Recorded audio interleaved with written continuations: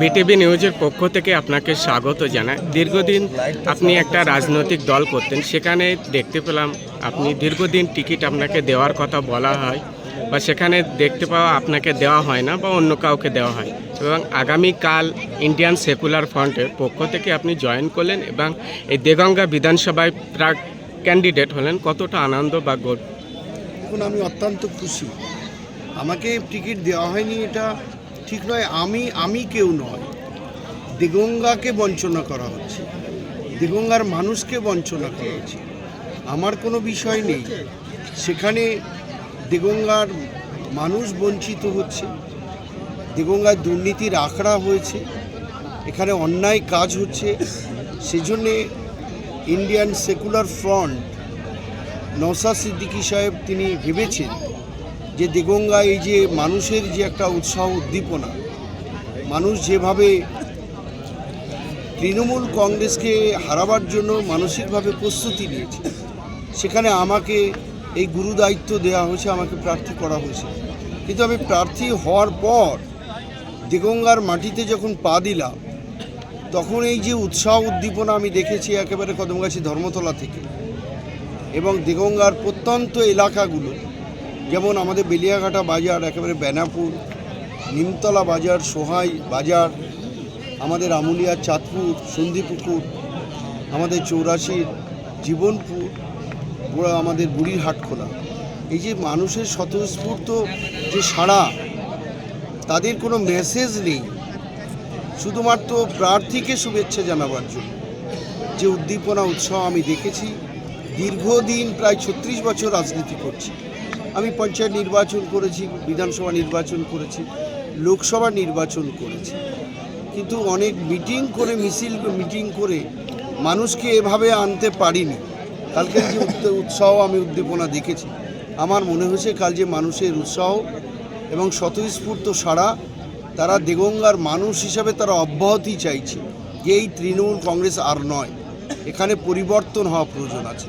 এবং আমি নিশ্চিত তাদের এই যে সাড়া আমি দেখেছি, উৎসাহ দেখেছি, উদ্দীপনা দেখেছি, সেখানে আমার মনে হয়েছে যে শুধু সময়ের অপেক্ষায় আইএসএফ প্রার্থী আমায় করেছে।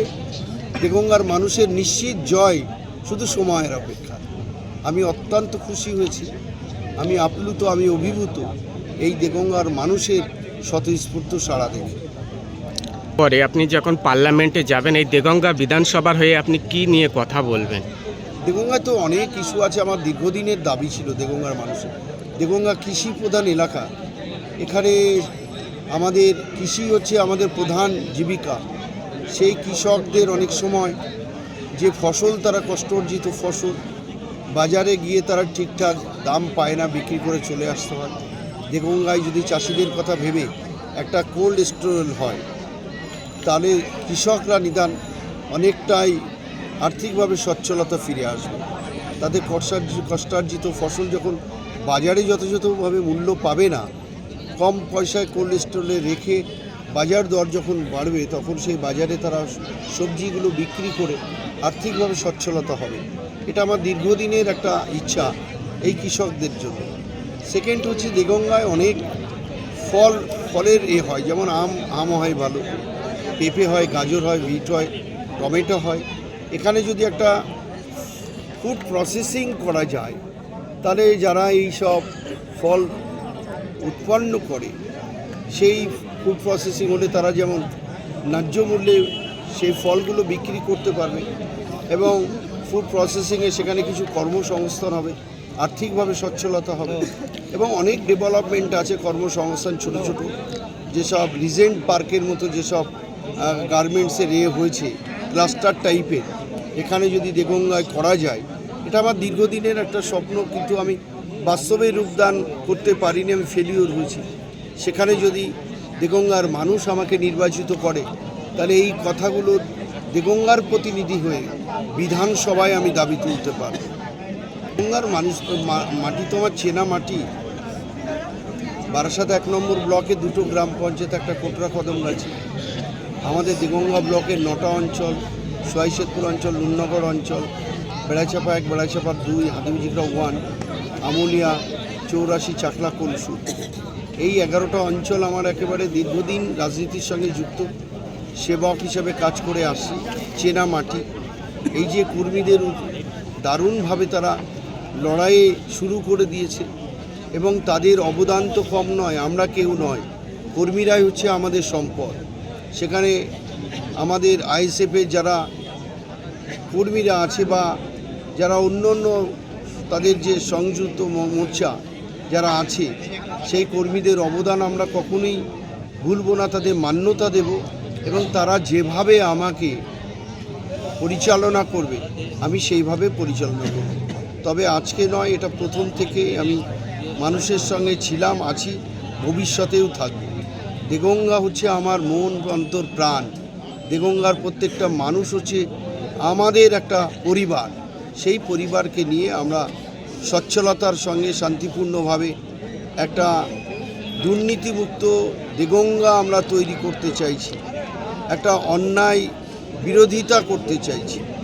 এই প্রবণতা নিয়েই আমরা মানুষের সঙ্গে থাকব এবং স্বচ্ছতার সঙ্গে আমরা চলব। এটা দেগঙ্গার মানুষকে নিয়েই আমরা সেই পথ চলা আমরা শুরু করব। আপনি কাল তো প্রচারের ঝড় উঠে গেছে, কর্মীরাই ঝড় তুলে দিয়েছে। একেবারে কদমগাছি থেকে নুননগর অঞ্চল থেকে আমাদের নুননগর, সোয়াইশেরপুর, আমুলিয়া, আমাদের 84, কাল তো প্রচারের শেষ করে ফেলেছে। হাজার হাজার মানুষ রাস্তায়, গাড়ি ঘোড়া সব বন্ধ, শুধু কালো মাথা আর কালো মাথা। যেভাবে কাল কর্মীরা নেমেছে, আমার মনে হয় ইলেকশন কালকেরই হয়ে গেছে, প্রার্থী ঘোষণার সঙ্গে সঙ্গে। শুধু সময়ের অপেক্ষা। Thank you.